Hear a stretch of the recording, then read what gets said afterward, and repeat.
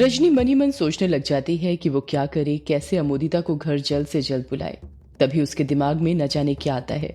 वो झट से कहती है, हाँ अब मुझे वही करना पड़ेगा उसके साथ भी। कितना सोचो जादू टोना मत करो, पर ये इंसान अपनी हरकतों के कारण करवा ही देते हैं। अब मुझे वही करना पड़ेगा। रजनी अपने कदम आगे बढ़ाते हुए कहती है, आज अमोदिता को पता चल जाएगा कि उसकी माँ क्या चीज है। एक सौदाइन की बात ना मानने का क्या नतीजा होता है। इतना कहकर रजनी जल्दी जल्दी अपने कदम कमरे की तरफ बढ़ाने लग जाती है। न जाने रजनी के दिमाग में अमोदिता को लेकर क्या चल रहा था, पर कुछ ऐसा चल रहा था जो वो अमोदिता के साथ नहीं करना चाहती थी, पर मजबूरन करना पड़ रहा था। इस तरफ मेले के अंदर डांस शुरू हो चुके थे। कायर और बिंदु साथ साथ पारंपरिक डांस करने लग गए थे, पर युग अभिमन्यु और कछुए के साथ उदास मुंह लेकर बैठा हुआ था। यामिनी अभी तक नहीं आई थी। इंतजार करते करते तीनों थक गए थे, पर यामिनी के आने का कहीं नामो निशान नहीं था। युग भी उसके आने की उम्मीद छोड़ चुका था। कछुआ उबासी लेते हुए कहता है, यार ये यामिनी आएगी ना? युग कुछ जवाब नहीं देता है। अभिमन्यु समझ जाता है कि युग बहुत अपसेट है, पर उसका हौसला बनाए रखने के लिए वो युग के कंधों पर हाथ रखते हुए कहता है, हाँ आएगी कछुए, यामिनी जरूर आएगी। क्यों, है ना युग? युग कहता कुछ नहीं, बस उदासी के साथ हाँ में अपना सिर हिला देता है। कछुआ फिर कहता है, यार मुझे तो लगता है यामिनी नहीं आने वाली। अगर उसे आना ही होता तो अभी तक आ चुकी होती। एक और बात। कछुए ने इतना ही कहा था कि वो बोलते बोलते चुप हो जाता है। अभिमन्यु समझ जाता है कि कुछ ऐसी बात थी जो कछुआ बोलने से हिचकिचा रहा था। अभिमन्यु जानना चाहता था कछुए के मन में क्या चल रहा है, इसलिए वो उससे पूछ ही लेता है, कौन सी बात? बोल, रुक क्यों गया? कछुआ युग की तरफ देखते हुए कहता है, नहीं रहने दे यार, वरना युग बुरा मान जाएगा। अभिमन्यु कछुए को समझाते हुए कहता है, अरे वो नहीं मानेगा बुरा, मैं हूं ना, तू बस बोल क्या बोलने वाला था तू। जब युग कुछ रिएक्ट नहीं करता तो कछुए के अंदर थोड़ी हिम्मत आ जाती है। वो धीरे धीरे बोलता है, वो यार मैं बोल रहा था कि युग, यामिनी सच में है ना? कछुए की बात सुनकर युग झट से बोल पड़ता है, सच में है ना से तेरा क्या मतलब है? कछुआ हिचकिचाते हुए जवाब देता है, मतलब ये है यामिनी तेरी कोई इमेजिनेशन तो नहीं है? युग गुस्सा करते हुए कहता है, तू ऐसे कैसे बोल रहा है कछुए? कछुआ फटाक से बोल पड़ता है, जैसे उसके पास इस सवाल का जवाब पहले से ही तैयार था।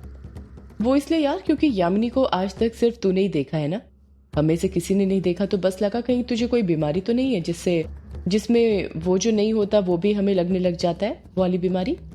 एक तो यामिनी के ना आने से युग पहले ही गुस्सा था, ऊपर से कछुए के ऐसे सवालों से युग का दिमाग भनना चाहता है। युग कछुए पर चीखते हुए कहता है, कछुए तू पागल तो नहीं हो गया है? ये कैसी बातें कर रहा है तू? मुझे कोई बीमारी नहीं है, समझा? यामिनी कोई मेरी इमेजिनेशन नहीं है, उसका सच में वजूद है। रुक जा, आती ही होगी वो। और अगर तुझसे उसका इंतजार नहीं हो रहा हो, भूख लग रही हो, तो जा जाकर खाना खा, पर मेरा दिमाग मत खा। युग को गुस्सा करते हुए देख कछुआ चुप हो जाता है। वैसे अभिमन्यु को भी कछुए की बातें काफी हद तक ठीक लग रही थी, पर वो जानता था अभी युग का दिमाग वैसे ही गर्म है और इस वक्त उससे कुछ भी बोलना बेकार है, इसलिए वो चुप रहना ही बेहतर समझता है। युग, कायर और अभिमन्यु यामिनी के आने का इंतजार ही कर रहे थे कि तभी कछुए का मोबाइल बजने लग जाता है। जब कछुए की नजर उसके मोबाइल की स्क्रीन पर पड़ती है तो वो देखता है कि उसे उसकी माँ का फोन आ रहा था। कछुआ अपना फोन उठाते हुए कहता है, हाँ माँ बोलो, क्या है? क्यों फोन किया? क्या शिट। जैसे जैसे कछुआ फोन पर बातें करते जा रहा था उसकी टेंशन बढ़ती जा रही थी।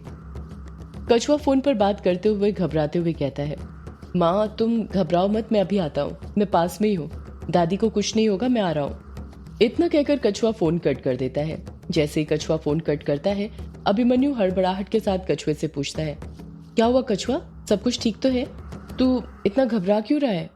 कछुआ बौखलाहट के साथ जवाब देता है, कुछ ठीक नहीं है यार, दादी की तबीयत बहुत खराब हो गई है, उन्हें सांस लेने में बहुत तकलीफ हो रही है, उन्हें अभी इसी वक्त हॉस्पिटल शिफ्ट करना पड़ेगा, वरना पता नहीं क्या हो जाएगा, पापा भी घर पर नहीं है।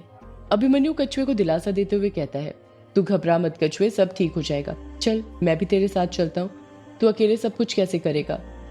युग भी बीच में बोल पड़ता है, मैं भी चलता हूँ तुम दोनों के साथ। कछुआ युग को मना करते हुए कहता है, अरे नहीं युग, तू रहने दे, अगर यामिनी आ गई तो, और उसे तू नहीं मिला तो फिर पता नहीं वो तुझसे मिले या नहीं। वैसे भी ये अभिमन्यु चल रहा है ना मेरे साथ, तुझे तो पता है हॉस्पिटल में ज्यादा लोगों को अलाउ नहीं करते हैं। युग कछुए की बात मानते हुए कहता है, ठीक, निकलो तुम दोनों फिर, और यदि मेरी कोई जरूरत पड़े तो बता देना, मैं भी आ जाऊंगा। कछुआ और अभिमन्यु वहां से निकल जाते हैं और युग वहीं पर बैठे बैठे यामिनी के आने का इंतजार करने लग जाता है। इस तरफ हवेली के अंदर रजनी तहखाने के अंदर अकेली बैठी हुई थी। तहखाने में सिर्फ 2 मशाल जल रही थी, जिसका उजाला तहखाने के मध्य भाग में फैला हुआ था। बाकी सब जगह अंधेरा छाया हुआ था। रजनी पालथी मारकर फर्श पर बैठी हुई थी। वहीं पर कुमकुम से एक वृत्त बना हुआ था, जिसके ऊपर एक और बड़ा सा वृत्त बना हुआ था। वृत्त के ऊपर कमल की 10 पत्तियां बनी हुई थी। उन 10 पत्तियों में प्राण शक्ति के नाम लिखे हुए थे, जिसमें क्रमशः प्राण, अपमान, समान, व्यान, उदान, नाग, कुर्मक, क्रिकर, देवदत्त, धनंजय नाम लिखे हुए थे। कमल की पत्तियों के बाहर चतुरस्त्र बना हुआ था। कमल की पत्तियों के एकदम बीचों बीच अमोदिता का दुपट्टा, उसके 2 बाल, रसोई की कालिक, कुम्हार के चाक की मिट्टी, वृक्ष की छाल, सेंधा नमक, हींग, सौंठ, लहसुन रखा हुआ था। रजनी पालथी मारकर वहीं पर बैठी हुई थी। रजनी अमोदिता के बालों को छोड़कर उन सामान को आपस में एक छोटे से पत्थर की मदद से कूट लेती है और उससे एक पुतली बनाती है। वो पुतली एकदम अमोदिता की तरह लग रही थी। रजनी ने उस पुतली को कपड़े भी अमोदिता की तरह ही पहनाए थे। उसका फेस कट सब अमोदिता की तरह था। रजनी अमोदिता के बाल को उस पुतली के बाल की जगह लगाते हुए कहती है, बन गई अमोदिता की पुतली। अब होगा पुतली टोना, वो भी अमोदिता के ऊपर। तूने मेरा कहा नहीं माना ना? अब देख अमोदिता उसका अंजाम। तू कैसे यहाँ पर दौड़े चली आती है। इतना कहकर रजनी अमोदिता की पुतली को उस वृत्त के एकदम बीचों बीच रख देती है। रजनी अपनी आंखें बंद करती है और ध्यान मुद्रा में बैठकर मंत्र पढ़ने लग जाती है। रजनी मंत्र पढ़ते हुए कहती है, जंगल की योगिनी, पाताल के नाग, उठ मेरे वीर, अमोदिता लाओ मेरे पास, जहां जहां जावे मेरे सही तहा तहा, आव काज भरी नाज भरी, अंतसो नगरी तक नफे तक, एक पुरो मंत्र इसरो बचा, मेरे गुरु का बचन सच, जो न जाए वीर गुरु गोरखनाथ की दुहाई। इतना कहकर रजनी अपनी आंखें खोलती है। रजनी के सामने ही एक तेज धार वाला चाकू रखा था। रजनी उसे उठाती है, उससे अपनी उंगली को काटती है।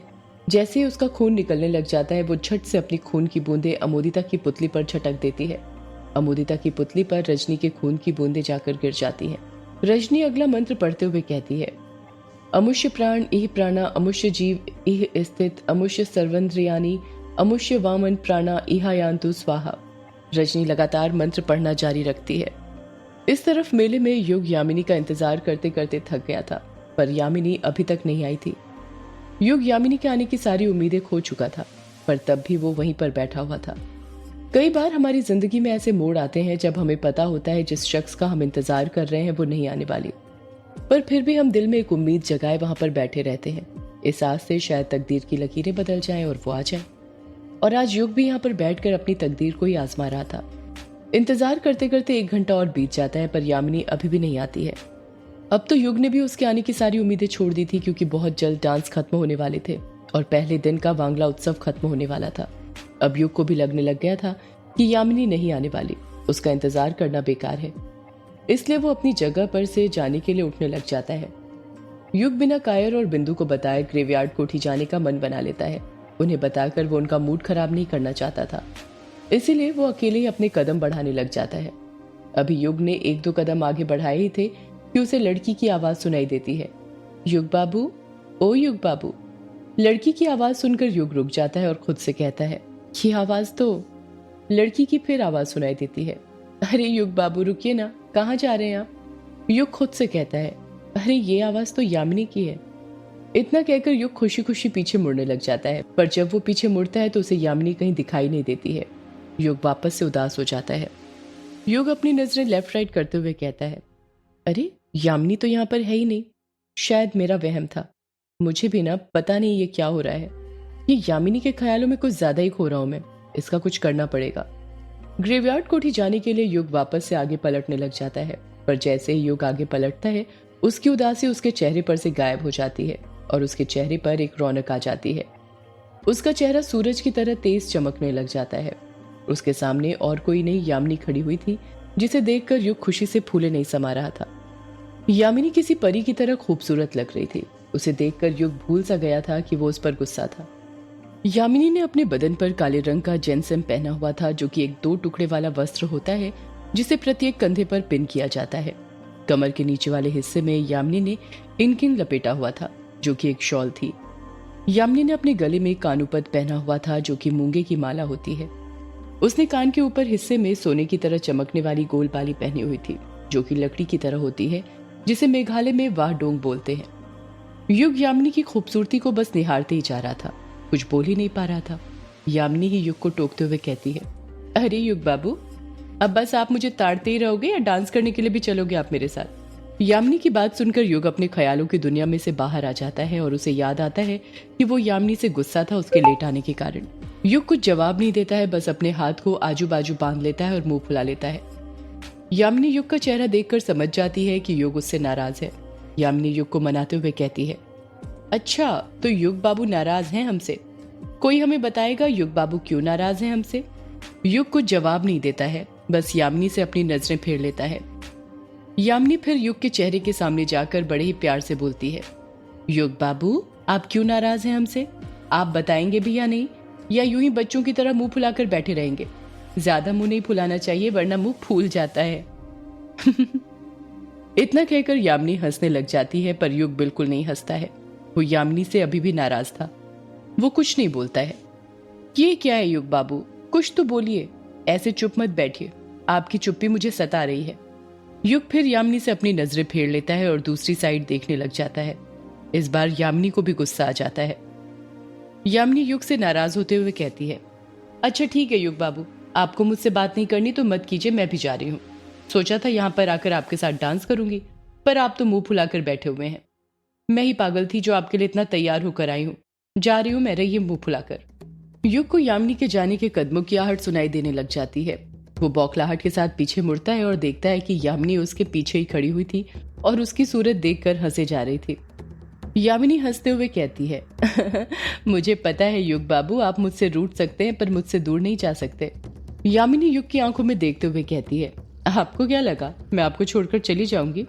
मैं आपको कभी छोड़कर नहीं जाने वाली, आप चाहोगे तब भी नहीं। युग चुप ही रहता है।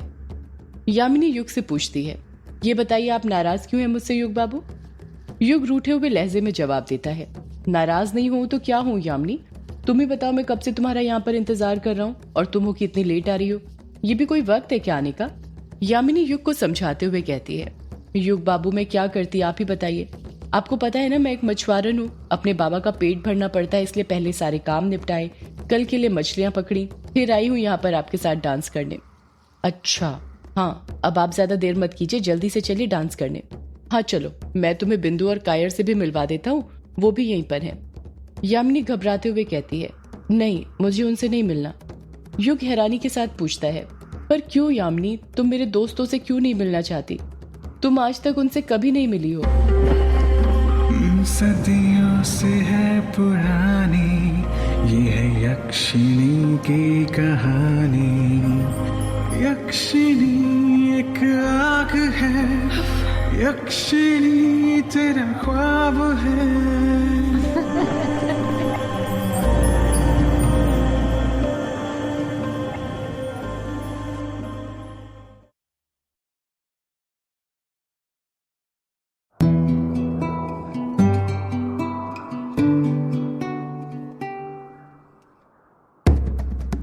युग हैरानी के साथ पूछता है, पर क्यों यामिनी, तुम मेरे दोस्तों से क्यों नहीं मिलना चाहती?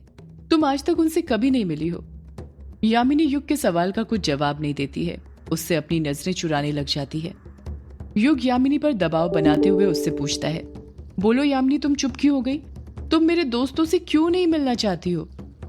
युग के जोर देने पर यामिनी बहाना बनाते हुए कहती है, वो बस ऐसे ही युग बाबू। युग समझ जाता है कि यामिनी बहाना बना रही है।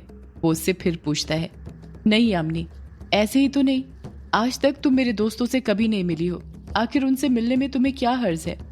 यामिनी युग को समझाते हुए कहती है, युग बाबू मैंने कब मना किया, मैं मिल लूंगी आपके दोस्तों से, पर अभी नहीं, क्योंकि 1-2 घंटे बाद ही डांस खत्म होने वाले हैं और मैं आपके साथ जी भर कर डांस करना चाहती हूँ। अच्छा तो ऐसी बात है, फिर ठीक है, चलो पहले हम डांस कर लेते हैं, फिर कायर और बिंदु से मिल लेंगे। हो सकता है कि डांस करते करते वो दोनों हमें अंदर ही घेरे में मिल जाए। यामिनी बड़बड़ाती है, वो दोनों तो नहीं मिलने वाले। युग झट से